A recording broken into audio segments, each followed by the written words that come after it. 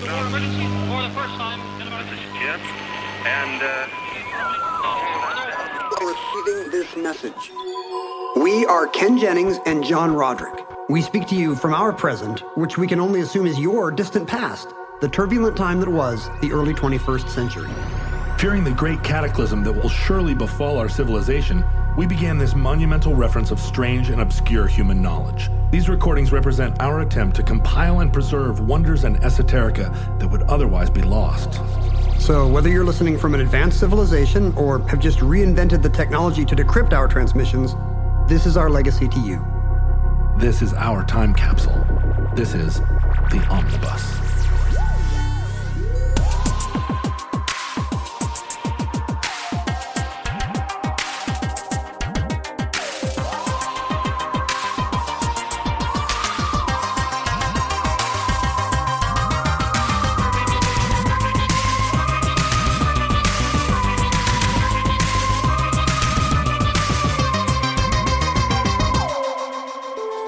You have accessed entry 170.JB4102, certificate number 34954, Byzantine Rhinokopia.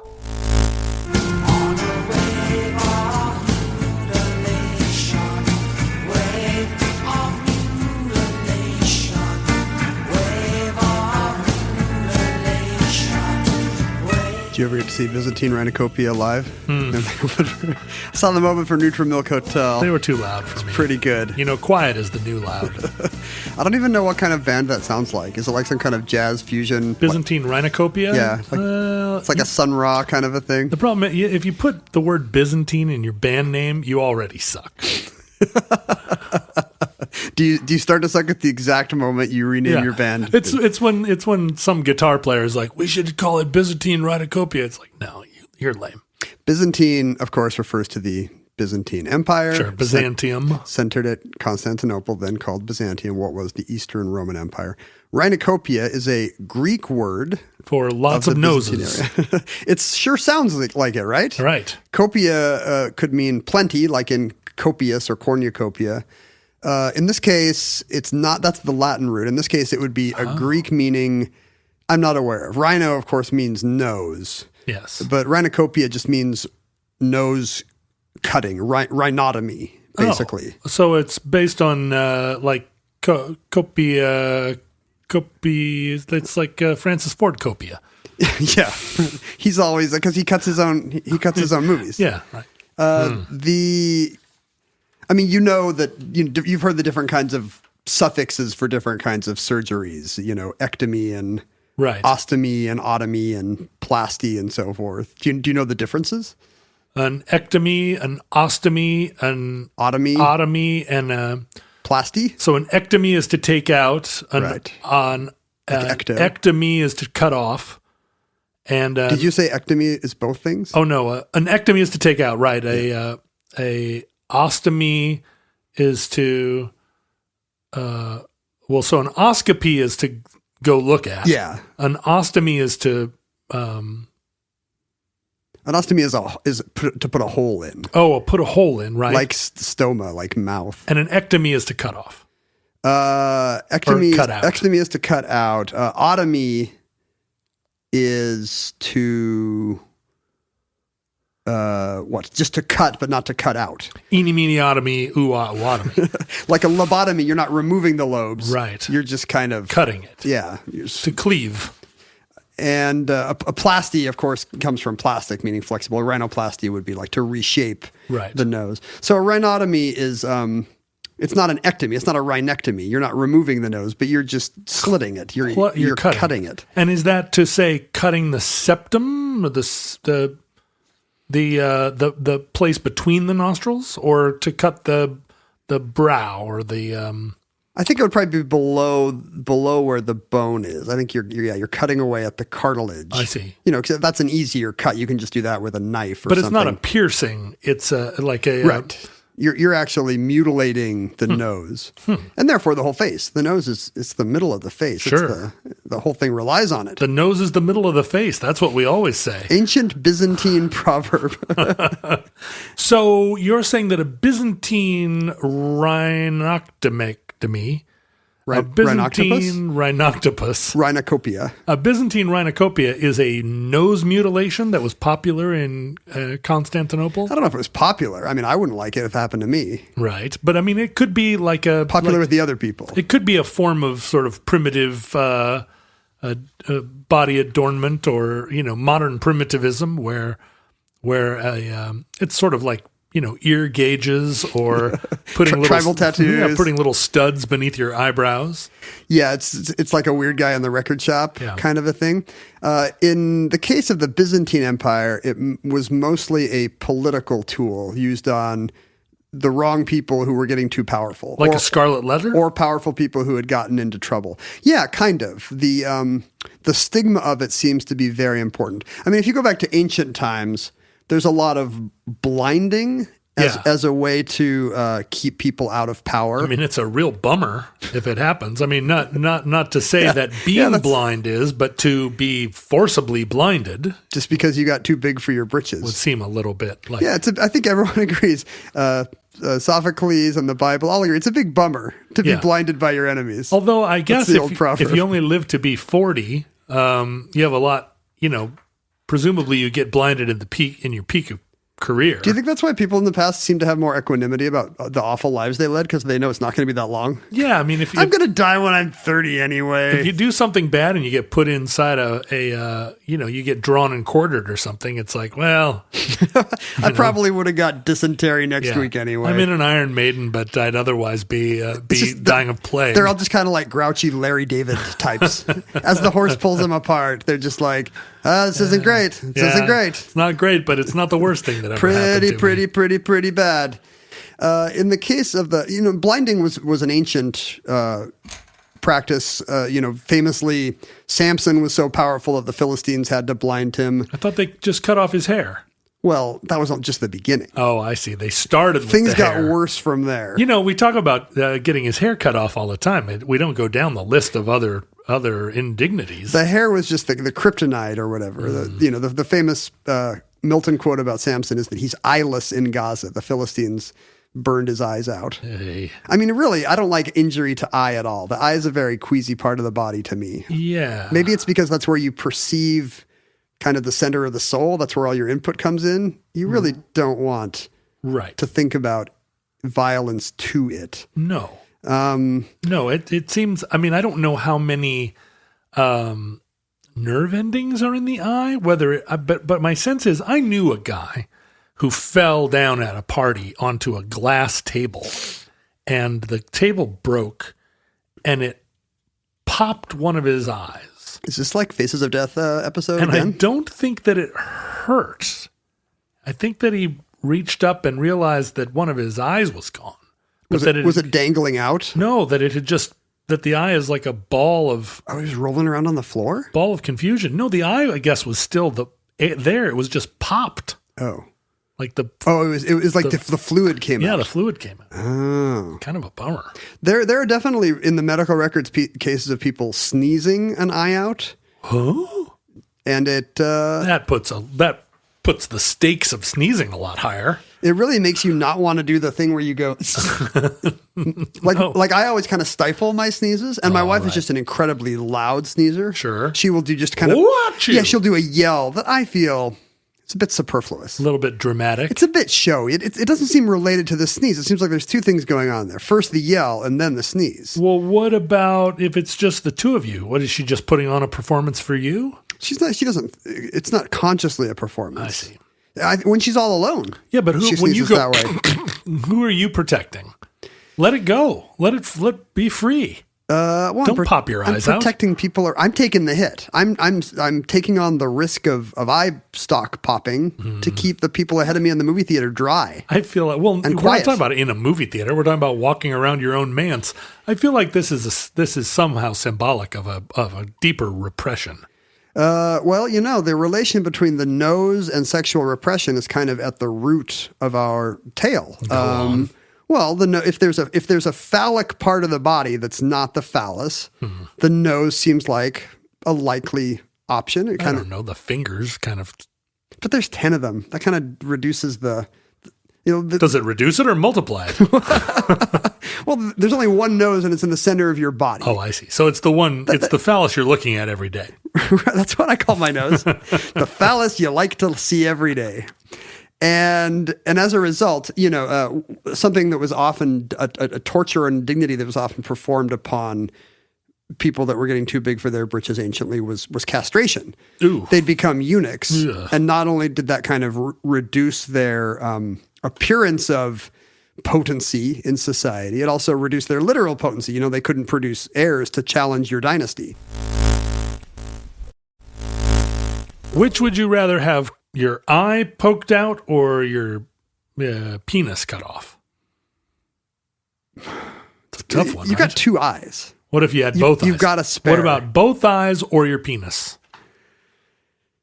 Those are both really lifestyle-altering options. They really are. Like the thing about your question that as far as I can see, there's not a good alternative here. It's a bad... a lot of it's those a Hobson's choice. Which would you rather do? Which would you rather do? Fly or be invisible? That's the original one. But it's like, which would you rather do? Your superpower can be having your eyes gouged out or to be castrated. Yeah. Phew, boy, they're both pretty good. I think I'm going to lay in bed tonight thinking about, I don't want my eyes poked out is the thing. I mean, the thing about... I use my eyes more often than my penis.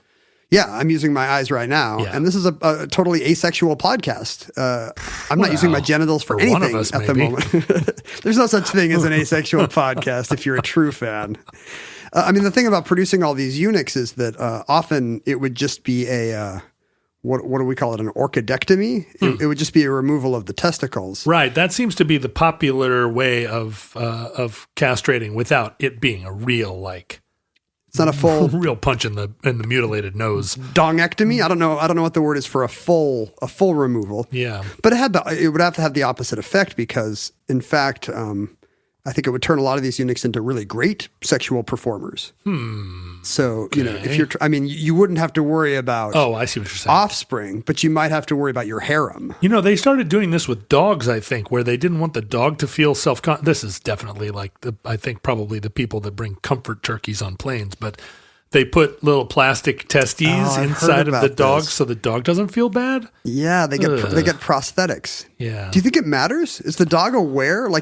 Is it as we talked about the feel of the coins jangling in your pocket, as it were? Right. Is that really what bugs the dog? My experience Can the dog tell it's an empty sack? Most dogs is that they have absolute acorn brains and are and you have two dogs, so you tell me. Each dumber than the last. Okay, and so if your dogs were, for instance, are they both boy dogs? No. At the moment, neither are. One was before we had him fixed. Do you think the one that would have noticed if his testicles went away? He does spend more time licking that part of his body than most of my human friends. Sure, as far as you know. Right. Yeah. I don't know who my most flexible friends are. But so maybe that's when the dogs notice. They've often got a nose there. Okay, something's different shape here. Something's different. But I just don't think they have that much awareness of self. No. Dogs don't have object permanence. Although, I'm sorry, futurelings that happen to be dogs with object permanence. We're talking about an earlier iteration of you. We apologize about what we did to your ancestors, for sure. But, as a way to kind of echo that kind of, the kind of humiliation that comes with castration, without actually, sometimes they would just get that with castration. Right. But in order to avoid that, what kind of mutilation that was often done would be to the soft tissues of the face, the ears and the nose. Sure. If you make a little snip in the ear, it identifies you as a thief without actually inciting a revenge instinct. And, this goes back to the ancient Egyptians who would do this. And it continues today. In 2010, you may remember the case of Aisha Bibi, who was on the cover of Time magazine with some kind of very incendiary, "This is what will happen if we leave Afghanistan" type of headline. Oh, and she had been mutilated? Yeah, it was a very sad story of a young girl who had been promised at the age of 12 to some old Taliban creep. Fighter type. Yeah, some old creep. And he turned out to be abusive. His whole family turned out to be abusive. She ran away. They got her back and just cut off her nose and ears and left her in the mountains to die. Oh, my God. And she was found. Her lives were saved. She really wanted all of her lives. Her life was saved. We don't know. We don't know if reincarnation is a possibility in the mountains of the Hindu Kush. True. At least that life was saved, and she wanted to be, kind of the face of this problem. Was willing to go on the cover of Time magazine. Oh my goodness. And say, "This is what was done to me." How brave. And the courts at the time made a huge point of how this is not Quranic law, this is not good Islamic practice, this is not Sharia, and the family was prosecuted. The family was tracked down and prosecuted for what they had done in order to kind of put, as it were, a good face on the country. Sure. But that's a kind of, there is a religious tradition of mutilation to the nose in particular, not just in Islam, although there is a surah of the Quran that says, on the nose we will brand him, referring to, something that can be done to transgressors. Right. But even in the Judeo,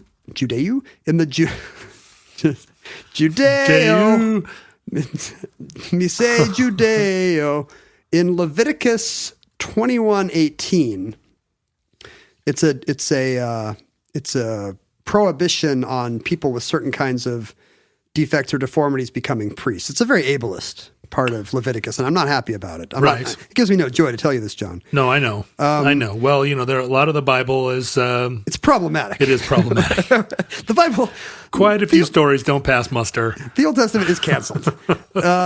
In most modern Bible translations, this scripture reads, "No man who has any defect may come near, no man who is blind or lame, disfigured or deformed." But what about a defective character? That's fine. Okay. No, but the Bible is also very clear on defective character. But here it's saying that that certain kinds of deformities or disfigurements disqualify somebody from the priesthood. And in a more literal translation, if you look at the older King James translation, it actually specifies a blind man or a lame. They're really drilling down. Or a lame. Wow, that's harsh. A lame. Or he that hath a flat nose. Oh, dear. So they use the Hebrew word haram, referring specifically to people whose noses have been disfigured. That would be a real... So a flat nose meaning not a nose that is flat by, like a Serbian nose, for instance, but a nose that has been chopped.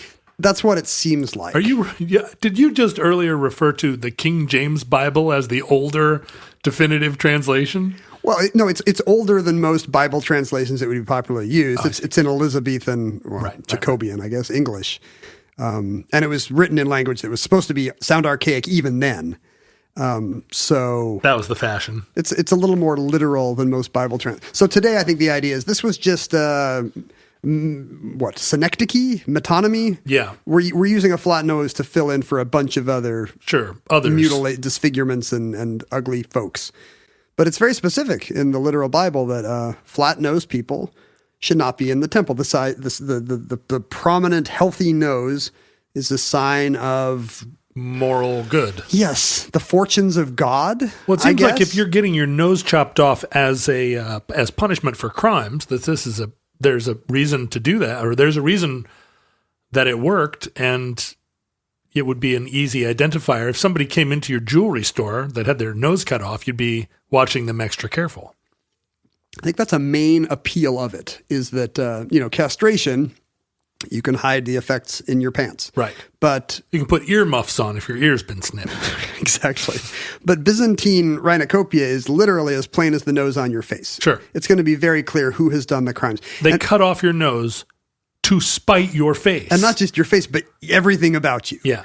And I think that's one reason why in medieval times it becomes very common as a religious punishment, and often in connection with sexual crimes. In 726, the Byzantine Emperor Leo III, in his Ecloga, makes nose cutting a criminal punishment for specifically sexual crimes, incest, sex with underage partners. You do any of this stuff, you're going to take it on the nose. And is this how extensive is the nose cutting? Is it just the tip? Is it the whole schnoz? I think it's the whole schnoz. It's enough to flatten. I mean, we don't say rhinectomy, but it's as if your nose is pretty much gone. I mean, it's often called nose slitting. Mm-hmm. So I guess you can imagine. Turn it into two noses. Yeah, it may just be a slice down the center of the nose. You look like the squid guy from Futurama. But as we shall see, in many cases, it's enough to require prosthesis. It's the nose is essentially gone. And a prosthesis, it would be a difficult thing for someone in the early medieval era or pre-medieval era to accomplish a lifelike looking nose. Yes, although earlier than you think. There actually were rhinoplasty options, probably 1,000 years earlier than you're picturing. Really? Yeah, as we shall see. I shouldn't try to associate this with, I shouldn't orientalize this by implying that this is a practice of the barbarous East. As late as the 11th century in England, right before the Norman Conquest, King Canute's archbishop instituted a new law saying that rhinotomy, nose mutilation, was the punishment for adulterous women. Oh dear. Let me see if I can find the quote. A woman who commits adultery with another man whilst her husband is still alive and is found out shall suffer public disgrace, and her husband have all her property, and she will lose her nose and ears. This is my favorite. If she denies it and fails to purge herself, let a bishop take control and punish her severely. So, oh dear. So the nose and the ears is not severe. Apparently, things could get worse if she doesn't own up and submit to the patriarchy. Is this a thing that is known in the Orient proper? Like, is there any nose mutilation that's happening in the Indian subcontinent or in what we call Asia and not Asia Minor? These people of Mysore would cut off the noses and the lips of their enemies. Ooh, the lips! In battle. That's really a harsh one because, you would... Yeah. What do you need your lips for? Talking. Everything? Kissing? Chapstick? Smacking them? But again, if you're only living to 35... And as late as the 19th century, British missionaries would cluck their tongues about how people in the Far East would cut the noses of their women. It does seem to be often a punishment aimed at women, perhaps because in a time when a woman's beauty was her main source of prestige, then that was the worst thing you could do was to put a scar in the middle of her face. But in the Byzantine Empire in particular, this was more often visited on men and for political reasons. It was a lot of turmoil on the Byzantine throne for most of the period of that empire. If you look at stats from, around the 7th century, the beginning of the, what do you call Heraclius's dynasty, the Heraclean dynasty, all the way through the fall of Constantinople. Do we not say Heraclitus now? Has it turned into Heraclius? Well, this is not Heraclitus. It doesn't have a T. Oh, I see. So it's Heraclius or Heraclius, maybe? Heraclius. I'm sure we'll find... Someone's going to yell at us about it. Does it rhyme with miraculous? In that time frame, almost 1,000 years, only 61% of Byzantine empires died in power or peacefully abdicated. Emperors. Sorry, did I say empires? Yeah. Yeah, only 61% of the emperors were able to die peacefully in bed. 39% of them were killed or deposed. Yes. Let's see. 4% killed on the battlefield, 18% killed in palace intrigues. And here's what's interesting. 16.4% of them were blinded or mutilated. Really? That was their farewell to power. The emperor, no less. You're right. In many cases, these were actual claimants to the throne, and in some cases, successful claimants who got what was coming to them nasally. I mean, that statistic, the number of emperors who failed to fulfill their term sounds like the government of modern Italy. But I don't think anyone's lost their nose. Or drummer of Spinal Tap. Or I don't think any of the Spinal Tap drummers had their noses mutilated. 40% of them didn't make it. No, more than that. Defense against the dark arts professors. Jobs with a lot of turnover, basically. Trump cabinet. The beginning of the Byzantine Rhinokopia was in 637 AD when Emperor Heraclius, we don't even know. Heraclius, let's say, had an illegitimate son and a nephew try to overthrow his throne. And an illegitimate son and a nephew. Yes. Mm-hmm. And the problem with all these kings is they had so many illegitimate sons. Like that's why there's a lot of this turmoil at the top, is because these kings would often emperors would have, 2 legitimate princes and then 50 guys out there who know they're the king's son. Right. And are coming for the throne. And it should be said that that in 600, the Byzantine Empire, although the Mediterranean wasn't like a Roman lake like it was during the height of Rome, the Byzantine Empire extended all the way to Gibraltar and encompassed all of Turkey, went around the Black Sea. It was an enormous, sprawling empire. When we talk about these emperors, we're talking about some of the most powerful people on earth. And in history. Yes. And, a military power, so used to brutal and ruthless tactics, to keeping control of the many, many people they've subjugated, right, and using those same tactics to preserve their throne. Rome is part of the Byzantine Empire, a vassal of it. But what has happened at this point is that the adoption of Christianity across Europe has kind of led to a kinder, gentler approach to brutal Machiavellian politics. Right. Like no longer should you be thinking of slaying all your enemies necessarily. Now you just slay the tall ones. Right. Well, slaying anybody at all might be problematic. You don't want to lose your shot at heaven. Well, that's not true. You can slay anyone that's not a Christian. Right. But what about your illegitimate son and his little cousin? Right. Technically. Yes, you can kill all the foreigners you want. Right, of course. But sure, your illegitimate son and his crazy friend, your nephew, inside your cousin Theodore, inside the cousin Oliver or whatever, inside the palace, these are baptized Christians, right? So concomitant with palace murder going out of style, the non-lethal tortures get worse and worse. Oh, sure, because of course. You can still feel like a good guy. Sure, you can put some burning sticks under their fingernails. Sure, I've been very merciful. All I did was cut off my illegitimate son, Athalarikos, and his cousin Theodore. I've just cut off their nose and hands, and in one case, a leg, and I've exiled them both to different islands. So this is the... Oh, mercy. So, yeah, I'm a good guy, right? Like sure. My grandfather wouldn't have done any of that. He would have just cut off their heads. In a way, the torture gets worse as the executions decrease. The tortures will continue until morale improves. And this is the first case of a nose cutting on record in the royal family of the Byzantine Empire. When Heraclius died, having successfully kept the throne, he left the empire to 2 legitimate sons. One of them is poisoned, possibly by... The other? Possibly by his own mother, who was acting as his regent and maybe wanted to keep her grip on power. This is something I've always wondered about power. Do you really want to kill your own kids? Isn't that the whole point of having power, is to have kids and pass it down? I think maybe this is only I see. They were half brothers. So only the mother, like this is the mother killing off the other son. I see. This is the proverbial wicked stepmom, I guess. Right. Well, I get that. So in hopes of keeping her own son's claim to power, sure, she poisoned the other one. The Senate found out, deposed the other kid, cut off the mother's tongue, and then slit this son's nose.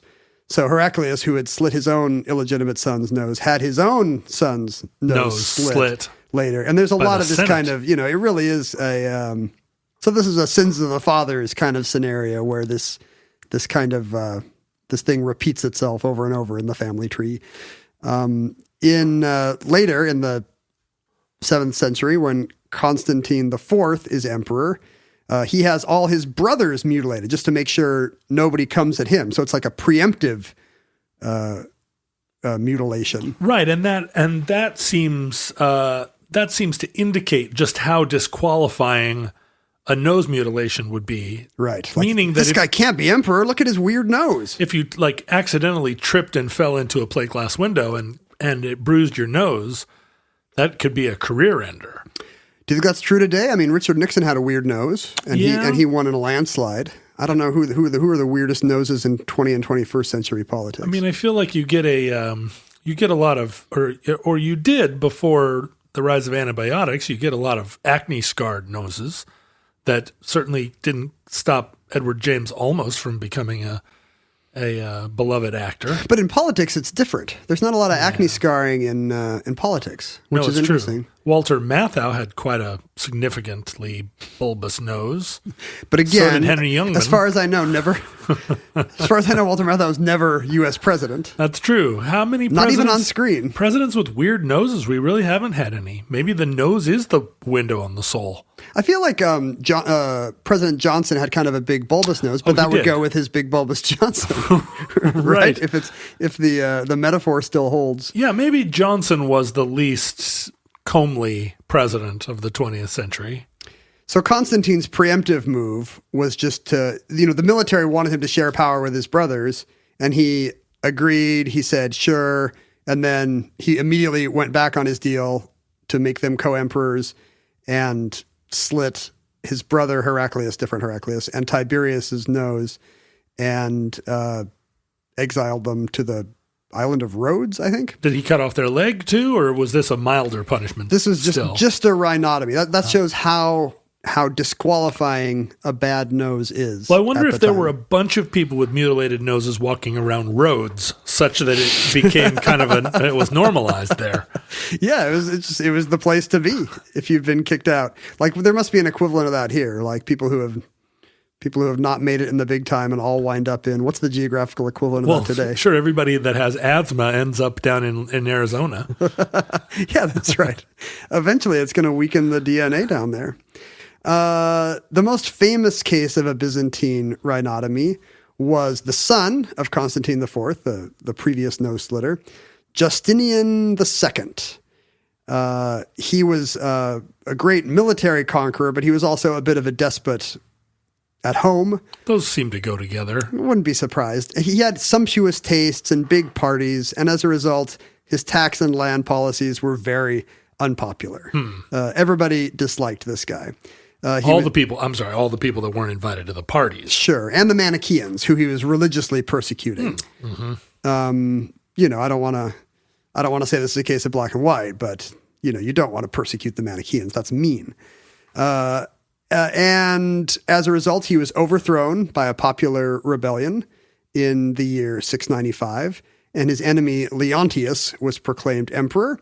And Leontius wanted to make sure that he doesn't want to kill Justinian. Right, but he doesn't want him to come back. Doesn't want him coming back from Saint Helena. He slits his nose and his tongue, so another rhinotomy. Oh, and the tongue. And exiles him to the city of Cherson. Now, in this case, that was a mistake, because Justinian II is really the pluckiest guy in this line of Rhinokopia. Not inhibited by a mutilated nose. No, or the bad pronunciation of his mutilated tongue. He is able to raise up an army of Bulgars and Slavs. Oh, well, see, it's a much easier task to raise up an army of Bulgars and Slavs, because they're just wandering around looking for a fight. They're already mumbling. They don't mind his weird tongue. He is able to retake his throne. Leontius, in the meantime, has been overthrown by Apsamar, a guy who becomes Tiberius II, and cuts off Leontius's nose. But Justinian returns to power with, in some accounts, a golden replica nose. A golden nose. That gleams like the sun. Wow. You take the golden nose and you give it to Hose.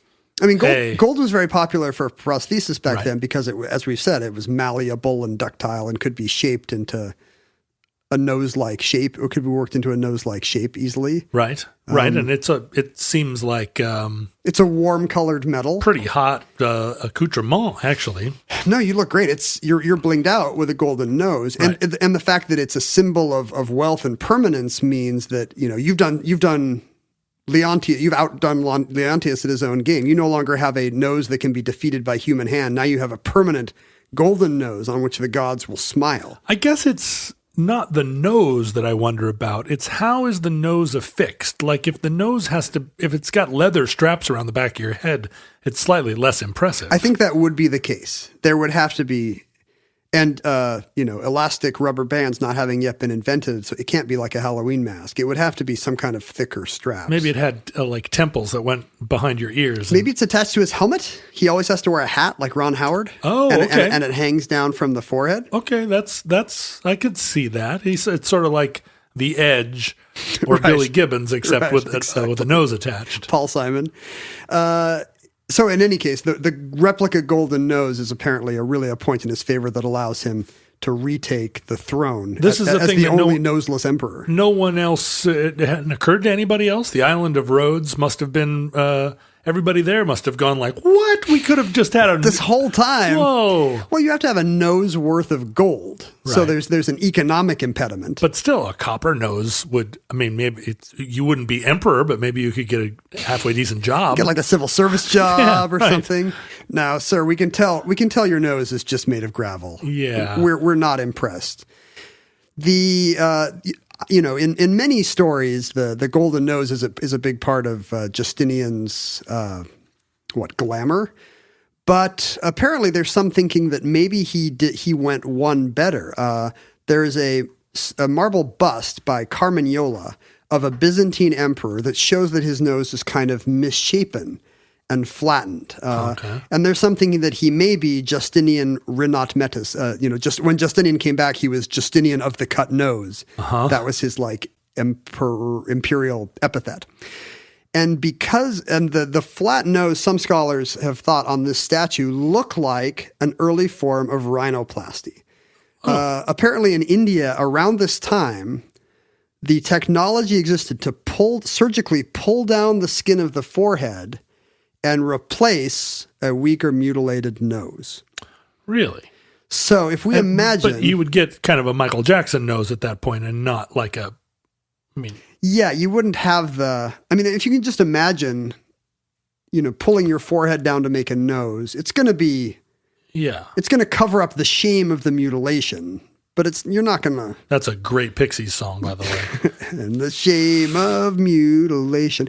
But you're not going to have a real impressive nose. Yeah. But I think what it is you've erased the stigma at least. Yeah, sure. So if we imagine some way for one of these early Indian plastic surgeries, the best nose guy in Beverly Hills, India, if we imagine that somehow he's made his way west and he's contacted by Justinian who says, I've got these nasal problems, doc. And the guy says, no problem, pick out a new nose. That maybe he had this what's called this Indian flap surgery performed on himself. He could have been, the most famous rhinoplasty recipient on record. Right. Like I say, there have got to be a lot of ways that your nose could be injured in ancient times that wouldn't constitute one of these punishment rhinoplasties, rhinectomies. You could be hit in the face by a trebuchet rock. Yeah, it could be a battle scar of any different kind. A saber slash across the cheek was always a sign of a gallantry. But it doesn't take much to have that saber kind of cut the tip off your nose. So having a weird nose probably isn't the problem. It's the specificity of a intentionally cut nose. Interestingly, mutilated noses started to spike during the Renaissance, but for a very different reason. The spread of syphilis across Europe causes your nose to fall off. Started to eat away at the noses of the hornier gentry. And as a result, this is really what led to the boom of rhinoplasty technology in the West, was all these Italian merchants with plenty of money and terrible noses who wanted to know, what can my doctor or barber do for me? Now, when syphilis attacks the softer membranes, it's not confined to the nose. Right. It also it doesn't target the nose. Right. It's not interferon for noses. But the nose, again, being the centerpiece, the center point of your whole face, the middle of the face, as we say. And so, will a rhinoplasty of a syphilitic nose? Does it arrest if you cut the black part away, does it not continue to eat your face? I think it would. This seems to me like it's a temporary measure at best. But if you got syphilis, you're probably going crazy. You're not thinking clearly about your surgical options. That's true. You're going to make bad decisions. And still only living to 40. On the plus side, you don't have to have the weird nose for long. After the after the 8th century, Byzantine Rhinokopia tends to tail off. Blinding becomes more popular. Not a lot of Byzantines are getting their nose cut off anymore. The 7th and 8th centuries were really the golden age of golden noses. Having thought about it more, I think, now don't quote me on this because I'd like an opportunity if the problem arises to make my decision in the moment. But right now, I'm going to say that I would not be blinded, particularly if it's just the testicles you want to cut off, I would choose that over being blinded.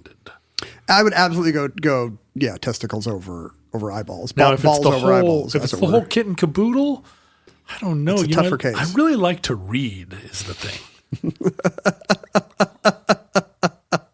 Your sexual preference is reading. Yeah. Yeah, but they're both better than nose. Like nose is merciful compared to both. Yeah, sure, I think. At least living in our culture where there's less of a nose as a sign of potency and legitimacy and God's favor. Sure, but I could put on a fancy nose. I bet you could go down to Forever 21 and find a prosthetic nose. Just get one of those weird Venetian masks that Tom Cruise wears to orgies. Oh yeah, now I've got 3 times the nose. And you can be one of those cool guys.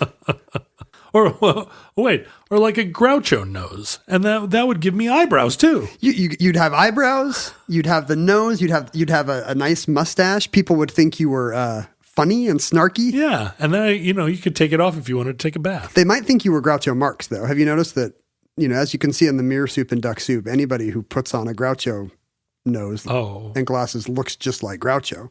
I have a friend in Los Angeles who's an attractive young woman, and she posted some pictures around Halloween of herself wearing a Groucho mask, nose, eyebrows, mustache. And in a way, it did not affect her attractiveness at all. I still found her very attractive. Her costume was sexy Groucho? Sexy Groucho. And I was like, yeah, I can get with sexy Groucho. So your sexual preference is not reading, it's reading and or Groucho. And that concludes Byzantine Rhinokopia, entry 170.JB4102, certificate number 34954 in the omnibus. Futurelings, in the unlikely event that social media still exists in your era, let me say that whatever version of a nose you have, try to keep a hold on it, because surely you are also idealizing your life or lives variously on Facebook, Twitter, and Instagram, and to have lost a nose or a proboscis of any kind seems like it will always affect you socially. Unless it becomes the fashion, everyone gets a nosectomy. Why the heck do we... for decades, it was all the rage in America to give boy children a little bit of a snip. Foreskinectomy? A foreskinectomy, and that became a beauty standard. Can you imagine if you lived in Schenectady and had a foreskinectomy? I cannot imagine living in Schenectady. I've been there enough times. Right there. I've seen it. Do you think, what's the evolutionary trend? Are mammals' noses getting bigger or smaller over time? Like, are we expecting our post-human descendants to have big, prominent snouts or flat, alien gray faces? Maybe. That's a really good question. Looking back over time, I don't see that ancient noses are bigger or smaller. It seems like an aspect where, they're different across the world. Different ethnicities seem to have differently sized mean noses. What's the evolutionary advantage? Is it to have a big nose that smells A big nose would have more nerve endings, and so potentially gather more smells. I think you're right about that. But also, depending on how smelly the world you live in is, like if you live in in like a poop hole, maybe having a smaller nose would be better for you. Quality of life wise? Yeah. Anyway, you can go to @Omnibus Project and see both Ken's and my noses. I would say your nose is bigger than mine. Would you agree? I have a largish nose and it's very squishy. Yeah, I have hypochondria. I have too much cartilage. I have a small nose considering how big I am. It's a little bit of it's a pert nose. I play with my nose a bit, and I remember one time a kid sitting next to me in class said, "Ken, your nose is pretty big. You shouldn't squish it around like that." Oh, don't mess with your nose. And I don't know if that's true. Am I going to misshape it? Am I going to make it grow like Pinocchio? Do you have hair on the palms of your hands? Not right now. No, as far as you know. I don't have earlobes. I have elf ears. I think elf ears and an elf nose. But your earlobes were not removed to keep you from power. No. I think I am probably what happens when an elf marries a troll. I have features of both things. You can go to @Omnibus Project on all of these social media sites, and for the most part, see what we're talking about. I post more selfies than Ken, but Ken has been photographed by the news media because he was on television. So you can see screenshots of Ken. I have the paparazzi following me around, trying to get nose shots. Paparazzi. You can go to @KenJennings and @JohnRoderick to see all of our witticisms and my Instagramicisms. You can email us at theomnibusproject@gmail.com. For criticisms of our witticisms. You can go to the Omnibus Futurelings Facebook, where there will probably be a thread just devoted to Ken saying criticisms of our futurisms. And there will be people criticizing our pronunciation of Heraclius. For sure. Absolutely there will. I'm and there will be excited at least one futureling that can't believe it and is basically writhing in pain because we pronounced Heraclius incorrectly. You can mail us things, but not the tip of your nose, but yes, the tip of your gold nose, to P.O. Box 55744, Shoreline, Washington 98155. And if you would like, instead of giving us your gold nose, to donate to the show in a different way, you can use monies at patreon.com/Omnibus Project. And we are extremely grateful for your continued support. We are covered, by the way. Merriam-Webster says Heraclius is preferred, but Heraclius also allowed. Heraclius. So anyway, whoever it was that was writhing on the floor, stop being so dramatic. Whoever had a comment already lined up about the crazy way Ken says Heraclius. I'm sure they already posted it, and now they have to retract it a little bit. Not a lot of retraction among the futurists that I've noticed. Listeners, from our vantage point here in your distant past, we have no idea how long your noses will be or how long our civilization survived. We hope and pray that this civilization-ending catastrophe may never come. But if it comes soon, this recording, like all our recordings, may be our final word to you. Nobody knows. Oh, boo. But if Providence allows, we hope to be back with you soon for another entry in the Omnibus.